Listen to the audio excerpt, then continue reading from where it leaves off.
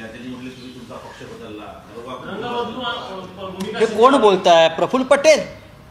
त्याने आरशात पाहायला पाहिजे या माणसानं. बघा असं आहे की अशा लोकांच्या तोंडाला काय लागायचं, ज्याने आपल्या बापाच्या पाठीत खंजीर बसला. त्यांचं अख्खं आयुष्य हे काँग्रेस पक्षात, मग शरद पवारांबरोबर, बाप त्यांचा शरद पवार, माननीय शरद पवार, त्या बापाच्या पाठीत खंजीर खुपसणारा हा माणूस पित्रांना बोलतो रंग बदलताय. आता ह्या माणसाला काय बोलायचं? मला भारतीय जनता पक्षाची कीव आहे. समोर गृहमंत्री अमित शहा बसले होते असं वाटतंय मला. कोणते कोणते नमुने भारतीय जनता पक्षामध्ये आणले. ज्या प्रफुल्ल पटेलांवर नरेंद्र मोदींनी दाऊदचा हस्तक असल्याचा आरोप केलाय. स्वतः दाऊदचा हस्तक, इक्बाल मिर्ची त्याच्याबरोबरचे व्यवहार केल्यामुळे त्यांच्यावरती ईडीच्या कारवाया झाल्या, त्यांच्या संपत्त्या जप्त झाल्या, त्यांच्या घरामध्ये ईडी घुसली. असा आरोप कोणत्याही राजकारणावर झाला नाही अलीकडच्या काळामध्ये. देशाचा सगळ्यात मोठा दुश्मन पाकिस्तानात जो आश्रयाला आहे त्याच्याबरोबर प्रफुल्ल पटेलचे संबंध, म्हणजे ते दाऊदच्या पक्षात पण जाऊन आले. दाऊदच्या पक्षातून भाजपात आले. भाजपात का गेले? तर आपली संपत्ती वाचवायला.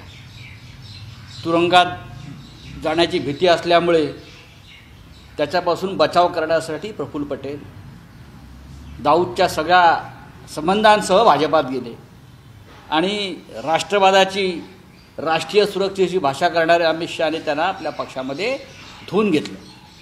काय ते वॉशिंग मशीन. अशा प्रफुल्ल पटेल हे संसदेमध्ये आहे. आम्हाला लाज वाटते हो. दाऊदचे हस्तक भाजपने आपल्या पक्षामध्ये घेतले आणि हे दुसऱ्यांना निष्ठेच्या गोष्टी सांगतात, रंग बदलण्याच्या गोष्टी सांगतात. अजित पवारनी स्वतःचं अवमूल्यन करून घेतलं आहे. अजित पवारनी प्रफुल्ल पटेलसारख्या माणसाला, हे दलाल आहेत सगळे. प्रफुल्ल पटेलसारखे लोक हे कोणाचे नाहीत, ते दलाल आहेत. कधी काँग्रेस पक्षाचे दलाल करत होते, कधी राष्ट्रवादी काँग्रेस शरद पवार पक्षाला बाप बाप बाप बाप फिरत होते. मग दाऊद इब्राहिमची दलाली केली असं वाटतंय. आणि इथे आल्या होती मग त्यांची संपत्ती सगळी मोकळी झाली, साधारण 1000 कोटीची. अशा लोकांनी संसदेमध्ये उभं राहून त्यांची बोलण्याची लायकी आहे का? आम्ही कसल्या रंग बदलले? अहो आम्ही माननीय बाळासाहेब ठाकरे यांच्या पक्षामध्ये, माननीय उद्धव ठाकरे यांच्या पक्षामध्ये आहोत. तुमचे रंग आधी पहा नक्की तुमचा कोणता रंग आहे. तुम्हाला दाऊद इब्राहिमचा हिरवा रंग लागलेला आहे आणि हे तुम्ही वकवर बोलताय. तुम्हाला दाऊद इब्राहिमचा, आणि मी प्रफुल्ल पटेलला सांगतो माझा नादाला लागू नको, नागडा करीन.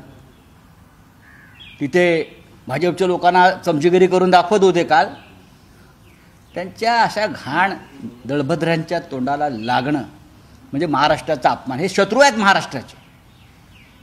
कशाला उगाच तुम्ही प्रफुल्ल पटेल यांच्याविषयी आम्ही नमस्कार करतो, पण काल त्यांनी अगदी जणू काय मी आकाशातून निष्ठेचा एक मूर्तिमंत पुतळा पडलेलो आहे खाली, फार मोठा राष्ट्रभक्त आहे अशा पद्धतीनं. बघा त्यांची जर मी इतिहास काढायला लागलो सगळा, त्यांना महाराष्ट्र सोडून जावं लागेल, मी आत्ता सांगतो. आणि हे लोक देवेंद्रजीच्या बाजूला बसणार. काय लेवल आहे का फडणवीसांची? हे लोक मोदी, अमित शहा झाले कायम वाकलेले लोक. हे त्यांना पाठीचा कणा नाही. हे आमच्या महाराष्ट्राचं नेतृत्व या संसदेमध्ये करतायत धंपक लोक. आणि भारतीय जनता पक्षाचे लोक अशा लोकांना खांद्यावर काय भाजपने सुद्धा स्वतःची लायकी त्याच्यात दाखवून दिलेली. हे प्रफुल्ल पटेलसारखा दाऊद इब्राहिमचा आरोप आम्ही नाही केला, हा देशाच्या प्रधानमंत्र्यांनी केला. कुछ लोग मिर्ची का व्यवहार करते हैं, कुछ लोग मिर्ची से व्यवहार करता है. हे भंडाऱ्यातून कोण बोललं? कुठला मिर्ची? कोणाविषयी बोलले? ईडीचं केस पहा, तपासा. नंतर तुम्ही भाजपमध्ये जाऊन त्यांचे बूट चाटून, त्यांची चाटुगिरी करून हे आरोप धुवून काढण्याचा प्रयत्न केला. पण आरोप आहेत, संबंध आहेत. दाऊदशी व्यवहार, इक्बाल मिर्चीशी व्यवहार, बॉम्बस्फोटातला आरोपी. मुंबईमध्ये 100च्या वर ज्याने बॉम्बस्फोट केले, घडवले, दंगली घडवल्या, अशा माणसाशी व्यवहार. आता ते खुलासा करतील, मला ईडीने क्लीन चिट दिली, भाजपचे बूट चाटून ईडीने क्लीन चिट दिली, मोदी शहांची धुणी भांडी करून क्लीन चिट मिळवली, आताही तेच करताय. तेव्हा रंग बदलण्याच्या गोष्टी शिवसेनेच्या बाबतीत करू नका, तुम्हाला महाग पडेल. चला पुढे, पुढला प्रश्न. शरद पवार खालच्या याच्यात बाहेर आले होते. राज्यसभामध्ये वक्फ पास झाला, ज्या प्रकाराने आरोप प्रतिआरोप केले गेले. आरोप प्रतिआरोप म्हणजे हे दाऊदचे हस्तक आरोप प्रतिआरोप करत होते. असे खूप लोक आहेत, भ्रष्ट लोक, सगळे दुनियाभरातले भ्रष्टाचारी भाजपात घेऊन बहुमत मिळवलेलं आहे. भ्रष्टाचारांचं बहुमत आहे हो, आणि आमची लढाई भ्रष्टाचाराविरुद्धच आहे. या सगळ्या वक्फच्या जमिनी ज्या आहेत 2 लाख कोटीच्या, या भविष्यामध्ये कोणाच्या घशात जात आहे बघा, त्यातला 5-25 जमिनी नक्की प्रफुल्ल पटेल घेणार. जे दाऊदची जमीन घेऊ शकतात ह्या जमिनीसुद्धा घेणार हे लोक. हा सगळा जो खेळ चाललेला आहे हा जमिनी घेण्याचा आहे, जमिनींवरती कब्जा मिळवण्याचा आहे. हा भ्रष्टाचार आहे. आम्ही जे मतदान केलं या भ्रष्टाचाराविरुद्ध, हा भ्रष्टाचार रोखण्यासाठी मतदान केलं. सध्या बाळ, फ्रीजमधून श्रीखंड काढ ना. आम्ही पूर्वी घरीच बनवायचो श्रीखंड, त्याची चवच वेगळी होती. आता काय सगळं रेडीमेड. आजी, हे श्रीखंड खाऊन बघ. आज तुझ्या आईनं घरीच बनवलं की काय? हे आहे गोकुळचं श्रीखंड. अगदी जिभेवर रेंगाळणार. जिभेवरच नाही तर मनावरही रेंगाळणार. गोकुळ श्रीखंड, मनावर रेंगाळणार.